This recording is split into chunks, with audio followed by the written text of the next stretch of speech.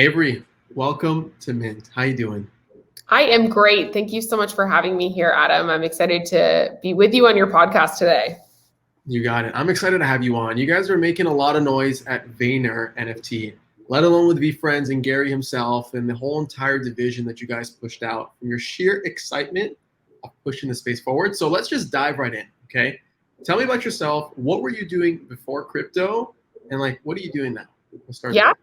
Awesome. So I'm originally from Nashville, Tennessee, southeast part of the United States. Music City, amazing place to grow up. And I moved to California for university and I loved it there. I thought it was amazing. I started my career in marketing at Target Corporate, where I worked in the Southern California division. And after that, had this incredible opportunity, 2011, to go work at Google. Which was a major dream job for me at the time. And I learned so much and stayed there for 7 years. And during the course of my time at Google, we launched a bunch of awesome products, a bunch of amazing campaigns. The company grew and grew and grew. And I also came in touch with the Vayner team and Gary. And I was really impressed with what they were doing, so much so that I jumped from Google to join Vayner, which was a little bit of a crazy thing at the time, but ultimately was a really exciting move for me. And I've been at Vayner for about 4 years, working on helping to lead our media team. I moved to Singapore to open our Asia Pacific offices. And then I just came back here in July to open up our Vayner NFT practice. I'm currently in Miami, but we're all over the United States for Vayner NFT. Nice. So how is it jumping from Google, like an insane corporation with thousands upon thousands upon thousands of employees, to, well, how big was Vayner when you joined? How many people was it?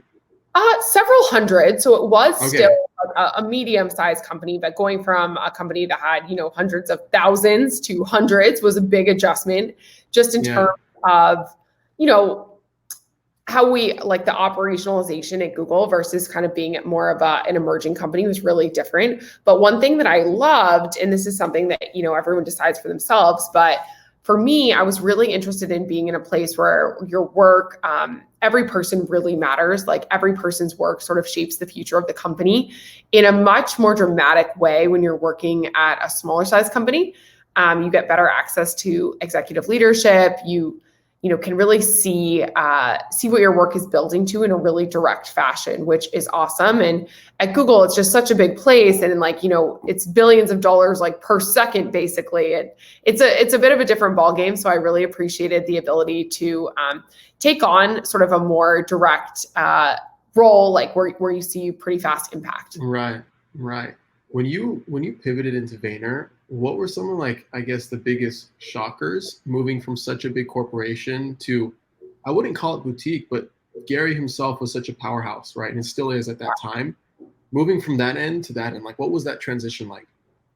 Well, everybody thought I was crazy. Especially since, when you're brand side, it's often perceived to be the good side of it, and going agency side is not very common for brand people. So everyone was like, whoa, are you serious? But I was really excited about it and excited to learn. I think that's one thing that you really get in an agency. And the way that Gary runs Vayner is so fundamentally hugely different from how other agencies operate. And I was excited about that. So I think a lot of people might have questioned that decision because I was going from a really stable thing to, still a relatively unknown company at the time. Certainly it's nowhere near Vayner is nowhere near the size and the scale of Google yet. But I knew it was the right decision for me. And I appreciated the opportunity to learn from people who were really, at the time, Vayner was known to be experts in the social media space. It's a place that Gary had staked a lot of his career. He really built his personal brand on social media, on YouTube, on Twitter, on Instagram.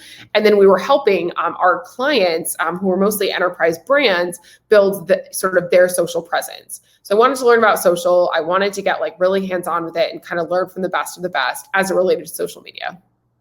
One thing that I love about Gary's story, particularly just because we're talking about Gary, is he's the type of person that experiments on a personal level before scaling it to other people. He verifies and proves that he can do it, and he's the example of that, and then makes the example for other people. And we saw that with social media, And now we saw that with NFTs and that insane campaign that he did with VFriends, and now starting Vayner NFT and doing that for others and taking those learnings, taking those principles and applying it to mainstream corporations or whatever the customer is at the end of the day, right? So I guess my next question too is like, why NFTs for you? Like, what is it about the medium of NFTs that gets you fired up? Yeah, it's a good question. And Adam, I appreciate that you can just see, like, you can read our strategy like a book, right? Like, it's the same way that, we put Gary on TikTok first, then we start doing it for brands. Like, that's kind of our rinse and repeat formula, is using Gary as our first test case to make sure we understand a medium before we go and help other brands do the same thing. And I think that level of practitionership is really rare when you look at the professional services ecosystem. Consultants and most ad agencies, they're not like doing it themselves, like putting their money where their mouth is. And I think that's helped us stand out. But NFTs for me, it's a good question. So I've been investing, on a personal level in crypto for many years. I lived in San Francisco for quite a long time, and it was pretty normal. And I remember the sort of first boom of Bitcoin being an exciting time. And obviously that, that ebbs and flows, but I'd been personally interested in that. And I remember, in maybe 2017, my friend first telling me about Ethereum and how that was going to be like the next big thing. And he was definitely right. So shout out to this guy, Oren Barak, who told me that for the first time. So I was a little bit interested in that. And I think NFTs it's more like reading the consumer adoption cycle. I think we've seen this type of thing happen before many times in Web 1 and Web 2, and it's happening for Web 3. And if any of your listeners are familiar with this sort of like market adoption curve, kind of goes like this, and it starts, like there's the early minority, then you get into early adopters, and there's the early majority, the late majority, and then it gets into the laggards. Right. And you can see a lot of this like fundamental tech setup is happening now for there to be a really massive shift in the way that consumers use the internet, right? NFTs, I think, are just one part of Web3. We called it VaynerNFT because we think it's a big part, and we think, it's something that people can understand. People understand collectibles. That's it's kind of started with collectibles. But this is going to be much bigger than just collectible NFTs. And I think how I got into it was, I started talking to Gary about NFTs like almost a year ago now, when he was first kicking around the concept for VFriends and creating a community around his values and his doodles. But more importantly than that was just understanding like where, like seeing all of the variables in place that I think are going to drive a huge consumer trend. And I saw that before. Like I mentioned, I worked at Google, and when I started working there in 2011, like it wasn't like everyone Googled everything. Like it was still like, this was a startup and this was a new thing. And, people would say like, oh, like, they didn't believe in it the same way that you do now. Even email, like Gmail was like a new thing, like, which now of course it's so prevalent. It's just so everywhere. But I think I had done a good job of sort of understanding that's where things were headed. And I started to see how Google was building something. That's why I wanted to be a part of it. And then, Google made an acquisition of a company called DoubleClick in sort of the late 2010s. And I was on that team as well. And it was all about programmatic media, which is basically just like using machine learning and AI to automate a lot of like manual tasks. So I went to that team. I saw that as being a huge like change in the way that people bought media, and to do it more transparently and more fairly and all these things. And then then I wanted to go do social media, because I thought that was also another thing that was like really changing, which is why I joined Vayner. And now I see this with NFTs. So I think, in my career, I've really tried to understand where consumer adoption is going as it relates to sort of consumer technology, and then hopefully be catch the right train at the right time and see if I can help contribute in my small way to being part of something that fundamentally makes people's lives better. Yeah. Talk to me a bit about the branches at Vayner. So there's VaynerMedia, there's VaynerNFTs. What else is there? Vayner, fill in the blank. Yeah. So there's VaynerX is our kind of holding company for all Vayner companies. And Gary himself has other companies outside of VaynerX, which could be like Arezi, where Gary's the co-founder, or Empathy Wines, that Gary is also a co-founder in. So Gary himself is probably the CEO of like 100 businesses, but a lot of them are in VaynerX. VaynerX is very heavily VaynerMedia in terms of just like a number of staff perspective. But we also have a company called Gallery Media Group, which does publishing. So we have a site called Pure Wow or 1:37 p.m. that are focused on sort of lifestyle content. Some focus on women, some focus on male content. So there's Gallery Media Group. You also have Vayner Productions, which is a production studio. We have a huge studio in Long Island City where we help shoot commercials and have directors and editing and all that stuff. So more of a traditional production house. Then we have Vayner Speakers, which is an amazing group of speakers. And the only reason I jump into that is because Vayner is like the one-stop destination, right? Like there's all these different branches, and Gary's like really good at jumping on these trends and realizing what's important and making the example of himself before licensing it or whatever, scaling it, to many other people. And now that Vayner like NFT is just another branch of that, but it's such a core component, all these other branches I feel like fit into this greater vision of what's to come. You know what I mean? And I see this like when a brand comes to you guys and like, all right, what's our media strategy? Well, the media strategy comprises of many things. It's not just media, it's also production, it's also this, and it's also NFTs now. And you guys have all those vehicles under one wheelhouse. That's exactly right.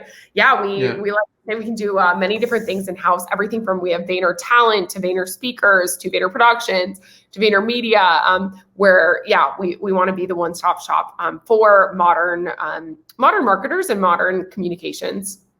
Yeah, I guess like the problem that you guys are set to solve at Vayner NFT, what is that? What is that exactly? Like what's missing in the world that Vayner is like, this is where we come into place? Yeah, I think there's no other like NFT consultancy that does what we're doing. To my knowledge, I think we're the first NFT agency. I'm sure there's going to be a lot, but we're probably the first mover. What you see in the NFT space is there's a lot of technology solutions. So it's like you can work with Dapper on what they've built, or you could work with Bitsky on what they've built, or you can work with OpenSea and just mint directly there, or you can work with Nameless on what they've built. But there isn't a consultancy that exists today outside of Vayner whose role is solely to focus on helping intellectual property owners navigate the world of NFTs. It's just too new. So, the more traditional consultancies and advertising agencies and marketing firms haven't yet dedicated a practice just to helping this happen. I'm sure that they will, but I think the role we play is really that strategic partner to help understand what's the right tech stack, what's the right strategy, what's the right launch, what's the right creative, bring all of that stuff together for awesome NFT projects that are built not just for today and not as part of a marketing effort, but really as an NFT program that's designed to be successful, not just in 40 days, but in 40 years. Yeah. No, that makes a lot of sense. At Vayner, how do you guys kind of define Web3? What does that look like from your point of view? It's a great question. And, I think that what it looks like right now, like connect your wallet in the top right-hand side is just like, that's, that's such a little tiny part of it. That's what it looks like today. What that's going to look like in the future is authenticating your access in various ways, much more blockchain enabled than it is now. I think with the fundamental principles of decentralization being much more prevalent than they are in today's sort of Web 2 world, which is pretty centralized. I can't predict exactly what Web3 is going to look like, but we see a huge future, a huge future, probably not in the next year, but in the next few years around metaverse. I think there's a lot that can happen with AR that still hasn't happened. It's really cool, but so few people use it right now that it's just not even mainstream enough to really drive any massive behavior shifts. But yeah, I think that crypto is going to be a big part of it. Blockchain is going to be a big part of it. NFTs will be a part of it. Metaverse will be a part of it. But it's just a fundamental huge evolution of the way that people communicate and the way that people use what we see as the internet today. One of the main things that got me excited personally about Web3 is the ability of owning. Okay. And this layer of what this gentleman, Jesse Walden, coins as the ownership economy. And how tokenized assets allow people to basically be co-owners of the products and platforms that they use, right? And if you look at the traditional sense of Web 2, Web 2.5, or people are the products of the platform, right? Versus the owners of the platform, like they're starting to be in Web3. Yeah. Do you think that's going to be like a point of hesitation, a point of friction when brands start to kind of understand, like, wait a minute, the people that we've been selling to and trying to provide products and services for, now they need to co-own the things that we provide them value for? Do you think that will resonate well? Do you think there'll be some friction with that? And I only bring that up because it's such a core primitive to like crypto. It's such a core primitive to Web3 as a whole. It's such a core primitive to NFTs, right? Buying into an artist, let's say from an art point of view, and following them not only on their timeline, right, on their social timeline, but also having co-ownership in their assets and the things that they produce. Do you think that's going to translate well in the corporate world, for example? Yeah, it's a relevant comment, and there are some products, some really successful NFT projects where you do co-own, but there's some where you don't. Like, you don't have the IP rights to a CryptoPunk, like Larva Labs does. I think there are cases where what you're saying is definitely true, but there are also cases where it isn't. I think that co-ownership, I think it's more of a participation, and of course, it's important for brands to be thoughtful about the way that they're entering the space, do so in the right way. But branding is fundamentally like, that's just a consumer behavior, right? Like, the reason that people are going to pay 40 ETH for a Bored Ape is because that's the new hot brand. That's the Nike of the profile pic world. So I still think a lot of the principles that built value for brands in consumer packaged goods, as an example, you see that exact same consumer trend happening in the world of NFTs already. So I think brands just have to be smart around the way that they think about their IP and the value that they can bring to users. Because if you're into gaming, you're with this space, Adam. Wearables. People are spending more for a Gucci virtual bag than they are for a real bag. So crazy. It's crazy. I think that like ownership. There's a way to create value for both parties, which I think would be always our goal. Right? Like, do I think that Gucci's going to be licensing their IP to, and they're not a client of ours, so I have no idea, but I don't think they would be licensing their IP to every person who buys an NFT, but I think they would be limiting the number of pieces that they create to create rarity and scarcity and value, which would then appreciate. And that still is valuable to the holders of that. But maybe some brands will be smart and very, very forward thinking and license out some of their IP, but a lot of them are also multi-billion-dollar companies, and they have very, even like their own IP structures are set up in a crazy complicated way. Right. A global company where certain, subsidiaries own certain things. So it'll be interesting to see how that happens, but I don't think that like joint ownership of brand IP is a necessary requirement for brands to enter the space successfully. Yeah, interesting. You're seeing a lot of the ownership model kind of take place with DeFi protocols and people owning governance tokens and voting on the future direction of a decentralized organization, right? Obviously, you're seeing also artists issue their own art NFTs and merely just like buying that piece of IP for the sake of buying it, like they would buy any art piece, right? They don't own the artist, rather than just they buy to enjoy, buy to collect, buy to flip kind of thing. So there's definitely multiple worlds, and Web3 has yet to be defined what it is exactly. Right, all we're seeing that it has to do with like the next evolution of where digital is going. Okay, I want to jump into more of like the Vayner side of things even more. Okay, what are you guys most excited about at VaynerNFT? Like, what's getting you guys going? Well, what we're excited about this afternoon is the demo that the Twitter engineer put up. We thought that was pretty fun. And, I'm excited to see what other social platforms do to follow. I think what we're most excited about is the fact that it's super day one.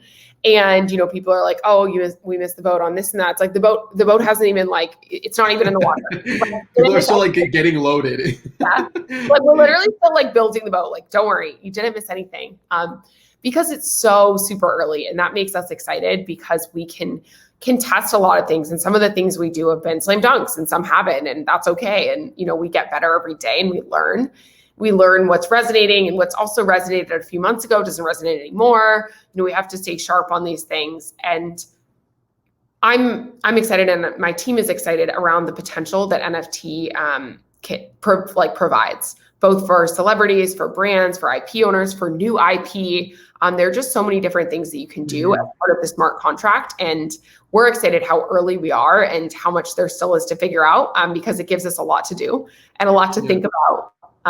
And yeah, we love following the news. We've got, just this awesome squad of people who are super into the NFT space and really genuinely care about the community and how to get NFTs in the hands of more people. And the reason I bring up sort of the Twitter demo of, they were doing like a demo showing how you could verify your profile picture and that was your own avatar, which is pretty cool, is because it's not just going to be Twitter. It's going to be Instagram. It's going to be TikTok. It's going to be like other social platforms will follow. Like, Mark Zuckerberg has been very open about his designs on building the metaverse, whatever that means.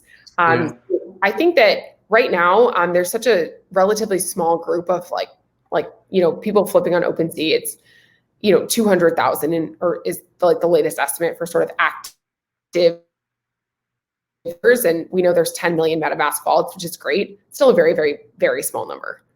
We're excited for that number to be, instead of 200,000, 200 million, and then 2 billion. There's just so much more to go.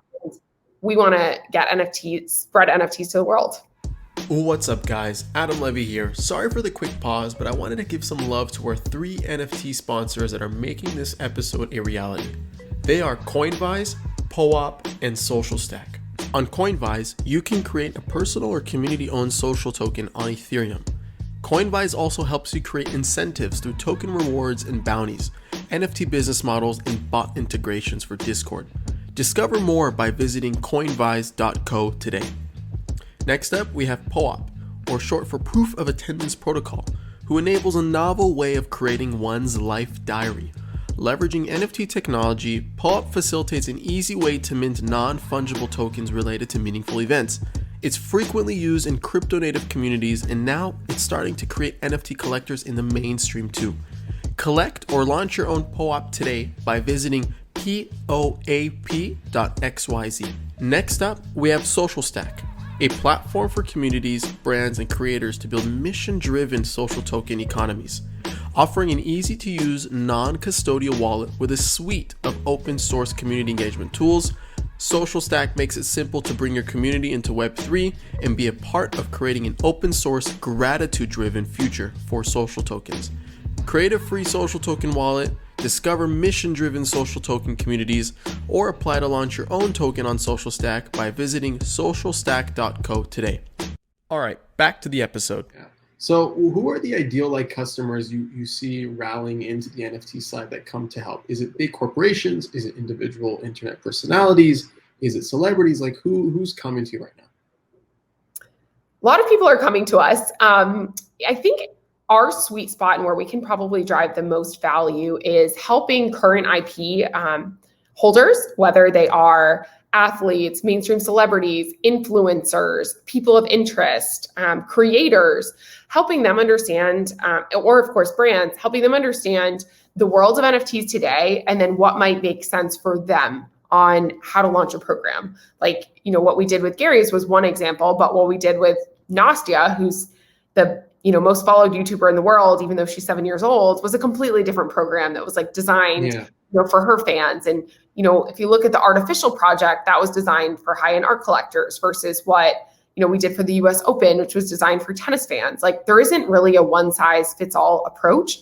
I think that helping to sort of helping IP owners understand the space and then navigate it is really our role. But primarily enterprise folks, I think we're sort of set up best to help enterprise folks. And because we have had a lot of demand, we're kind of prioritizing those who've been in the Vayner network, like friends of Vayner are getting first dibs on us, since we are still a small team, still only about 30 people. So we have to prioritize where we feel we can really make an impact.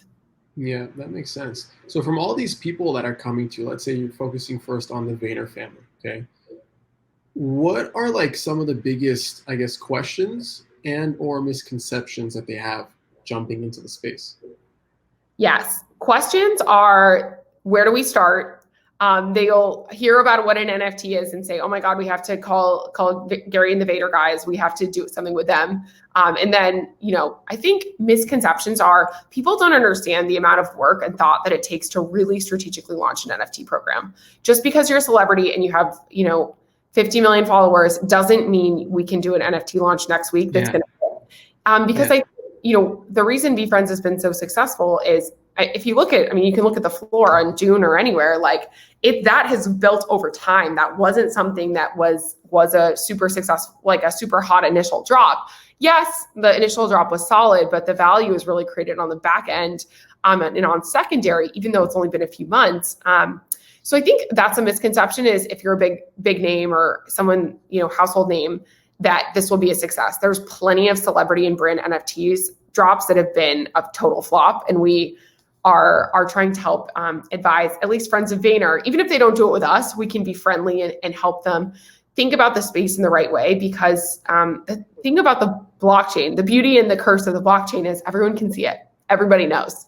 So it's important to be really thoughtful around it and make sure that your first impression is strong, because it does matter. Yeah.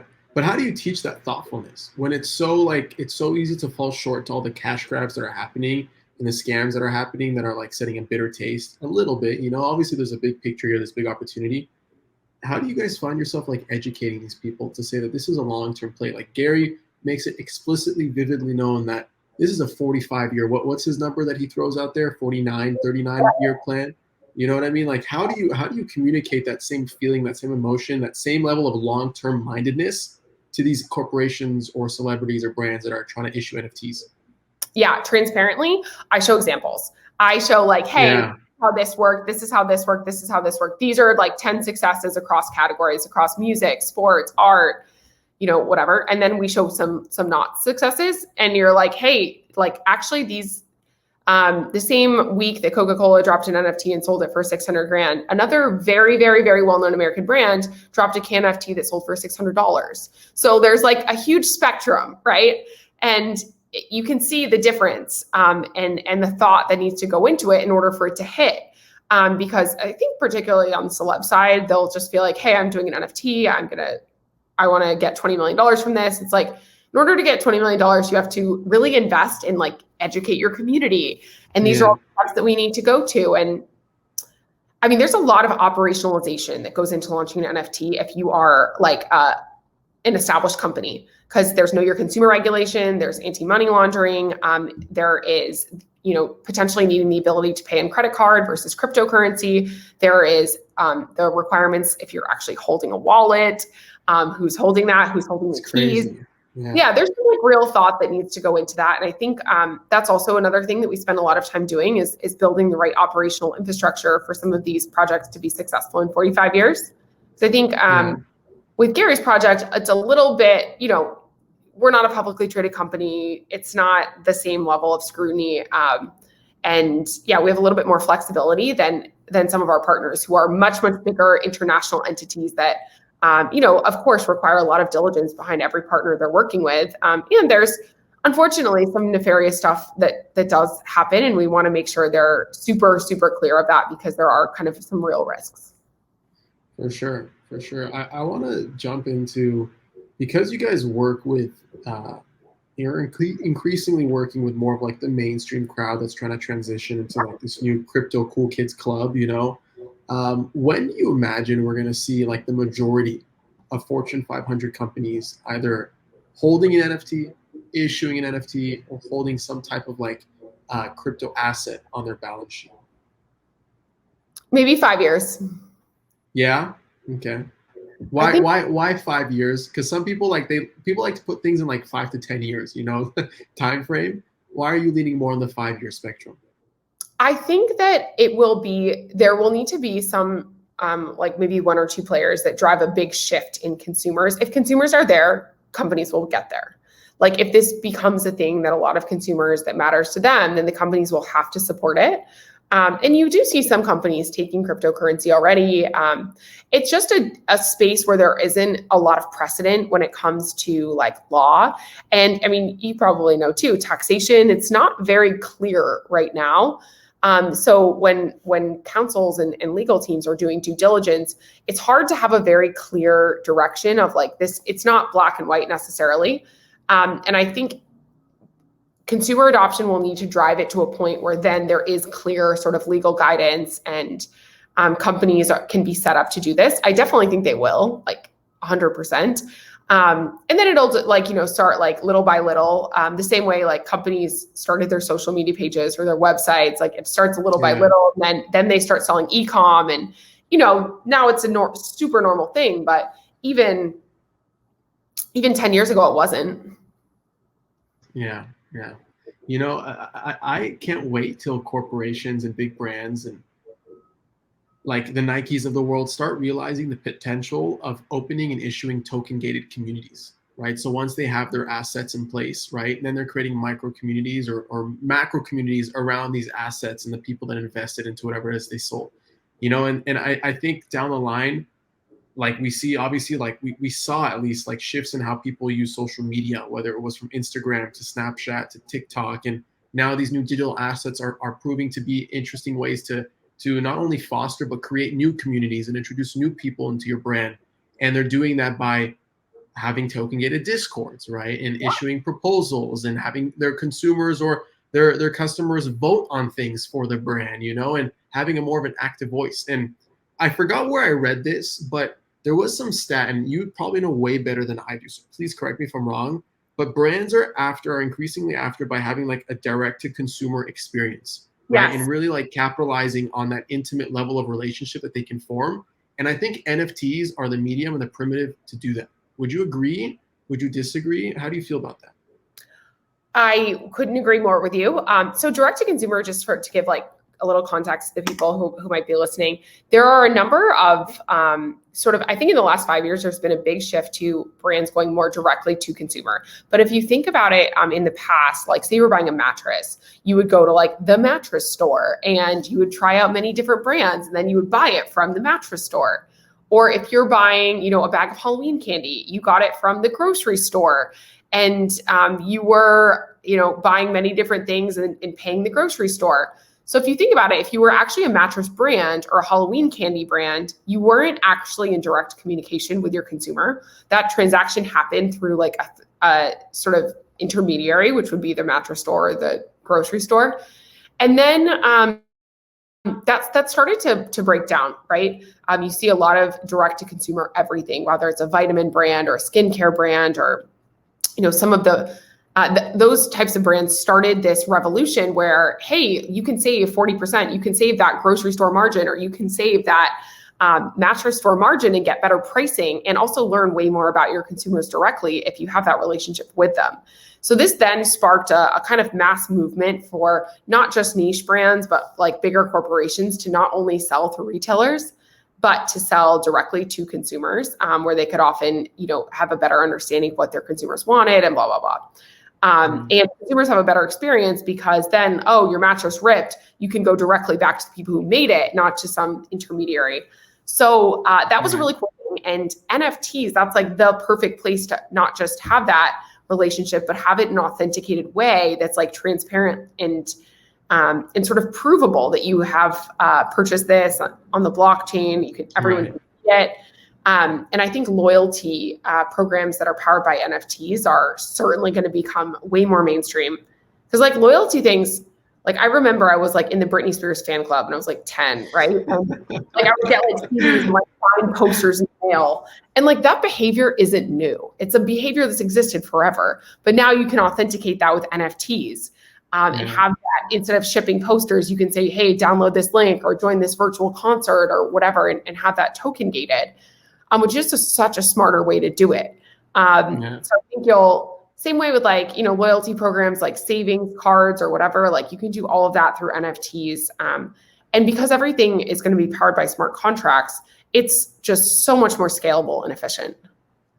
It's almost as if like, if you're already talking about Britney Spears, which part of me wants to film an entire episode of understanding like your fan love for Britney Spears, but all these like big media, music publishers and record labels that manage all these artists, I think it's going to get to a point where they need to start waking up and realize there's a level of fandom that comes from NFTs. And if Yeah. I was able to buy a Juice WRLD NFT while he was still on SoundCloud and prove that I was a Juice WRLD fan before he became Juice WRLD and develop that level of fandom, right? And that provability and showcasing my love for something, that's the equivalent of you buying a Britney Spears poster, but now you're able to prove it, right? Beyond it just like crippling, beyond it just like getting old and the color fading, that lives immutably on a shared ledger, on a shared internet network that's literally taken over the world, right? And I think like more of these like utility driven use cases are things that brands are going to wake up to.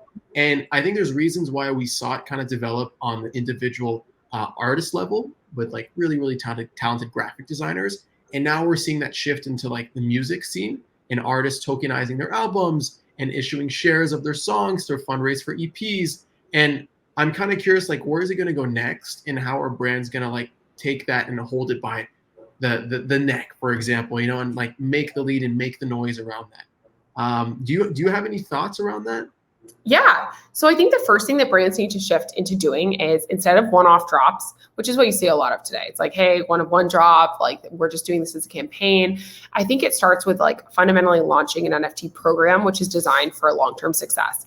And like, look, you can use the Atom Bombs as a reference because it's probably like the first brand who's done something, because it's part of the Hundreds, which is a streetwear brand. To me, they're the first actual like brand who is launching a full-on program. You've seen a lot of flirting, dabbling, but this is like an actual, you know, committed program.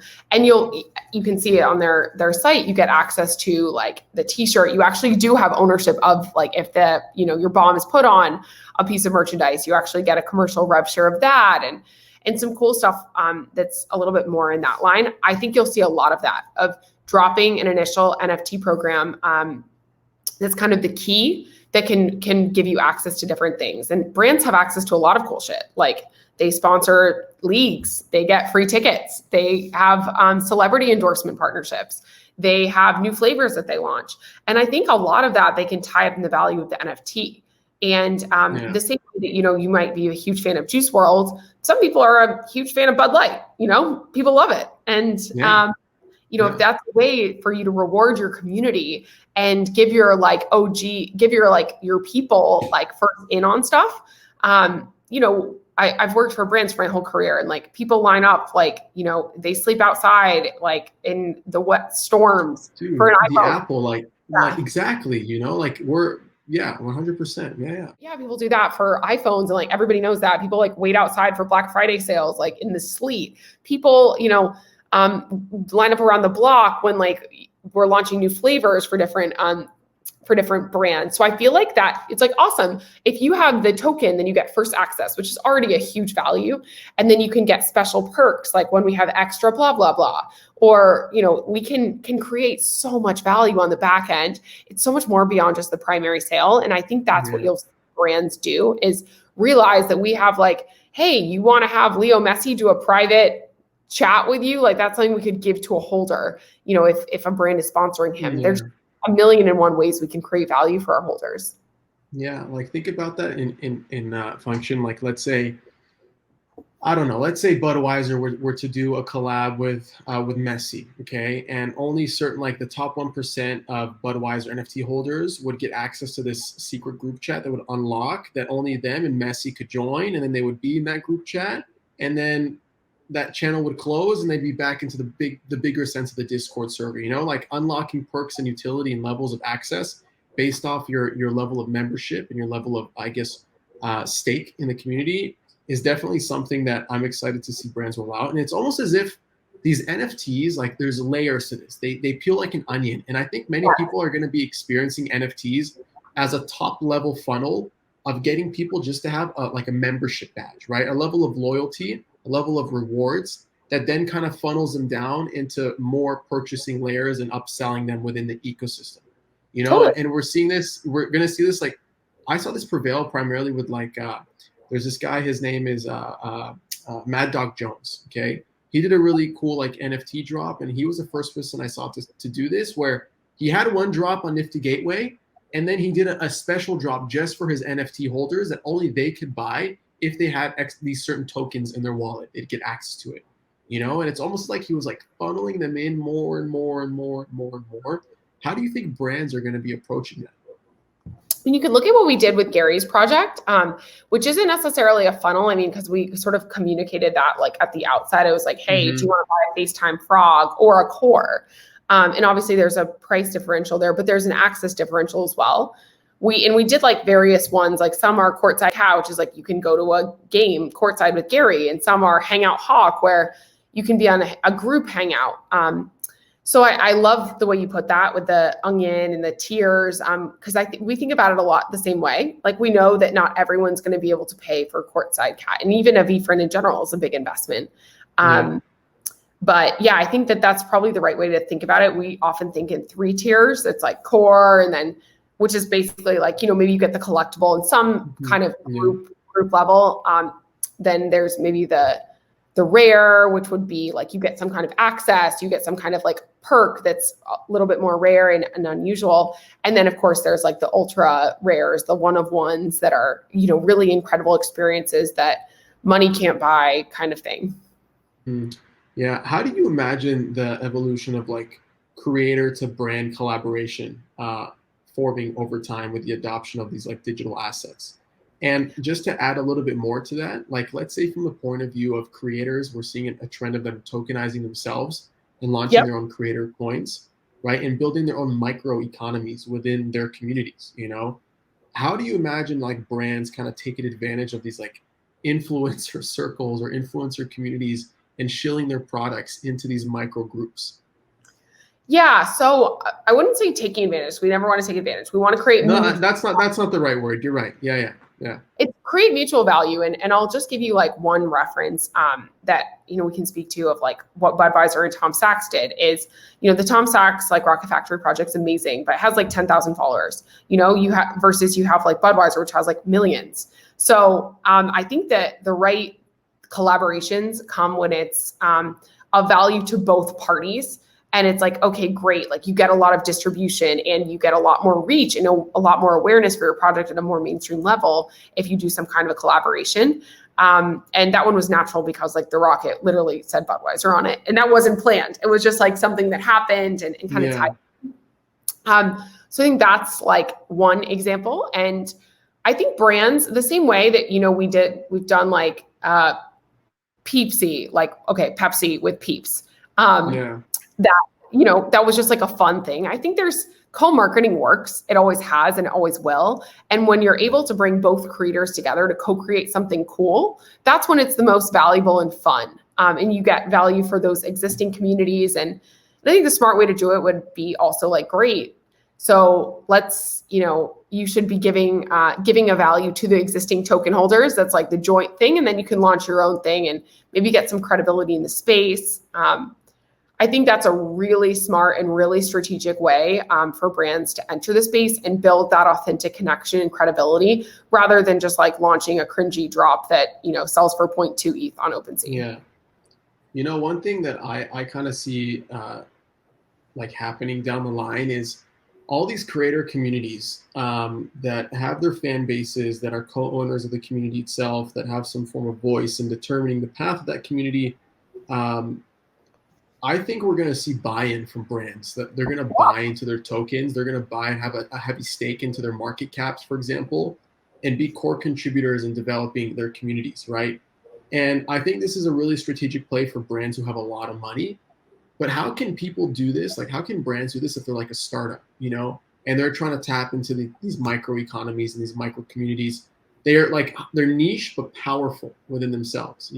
What do you think is a good approach? I think it's almost easier if you're a startup because like you don't have to worry about being a publicly traded company and all the shit that goes along with that. I think if you're a startup, I would be thinking much more of like, how can I make NFTs part of my core business from the get-go? Not like, how can I retrofit my multi-100-year-old business to now include NFTs? I would think like, great. Like I wouldn't even launch a loyalty program that wasn't based on NFTs. Like I'd be like, okay, awesome. My tickets are going to be based on NFTs. This is how I'm going to fundraise. This is how I'm going to have my loyalty program. And I think if you're forward thinking, you can embed NFTs into your business much more like proactively versus reactively. So it's an incredibly exciting time for startups to think about NFTs and like set yourselves up to take crypto like immediately and set up collaborations with different NFT groups already. And there's so many cool things that you can do. I would be super jazzed to, be at a startup right now if I was passionate about NFTs. So you can really build that in at the forefront versus trying to fit it into an old school model. Yeah. I want to pivot for a minute and talk about this $25 million fund that you guys set up at VaynerNFT. Can you talk to me more about that? What is that? What are those millions of dollars going to go towards? Are you guys investing in startups that are pushing the needle forward? Are you where is that going towards? Yeah, so that is actually outside of VaynerNFT. That is the Vayner Fund, which is an important clarification. But I think that actually that's provided us a lot of interesting understanding of the market and access. There's a guy called Phil Toronto who runs that fund for Gary. But, like you said before, we kind of are a one-stop shop. So sometimes people will be pitching me something. I'm like, hey, you guys should talk to the Vayner Fund or vice versa, right? Like they hear an interesting pitch or solution and they're like, hey, you should talk to VaynerNFT because they might be able to use what you guys are building and partner with you. So I think that, Gary is a very successful angel investor and there's no secret about that. He likes to be in on things very early and help sort of shape the direction of it. And I think, through his investments, Gary gets a really good sense of what works, what doesn't. He believes in investing in founders that he thinks are game changers at an early stage. And yeah, I think it's, 25 million in some NFT programs has been quite exciting and something that Gary will probably continue growing with Phil, but slightly outside of the Vayner NFT world. Cool. I love to hear it. I'm excited for you guys. It's an exciting time to be in the space. I'm glad to see all the energy and positive vibes coming and reaping from your team and the success that you guys have had. I'm here for it, So keep at it. Before I let you go, can you let us know where we can find you, where we can learn more? If people wanted to do something with Vayner NFT, where could they go? Give me the whole spiel. Awesome. So I'm Avery Akkineni, long last name, but you can find me on Twitter, on LinkedIn, on Instagram, Discord, all the places. So that's me. And VaynerNFT is VaynerNFT.co. You can find us on our website. You can find us on Twitter. You can find us on Discord. You can find us on Instagram. So, reach us in whatever form of DM is convenient for you, email, all that. We are, happy to explore new partnerships. Whether, some of your listeners have an NFT program that they're looking to find people to work with, or brands or celebrities, we're happy to help. And yeah, super excited to be on your podcast, Adam. I love your stuff. I love what you guys are up to and honored to be here. And thanks all for taking the time to listen. You got it. Well, we should have you next time when there's 2 billion people using it. Or no, we'll do it before. But yeah, thank you so much. We'll do it before and after. We'll be like, hey, this is 2026. And you'll probably have like a big fancy production house by then, Adam. But I'll miss this moment. Amazing. Thank you so much.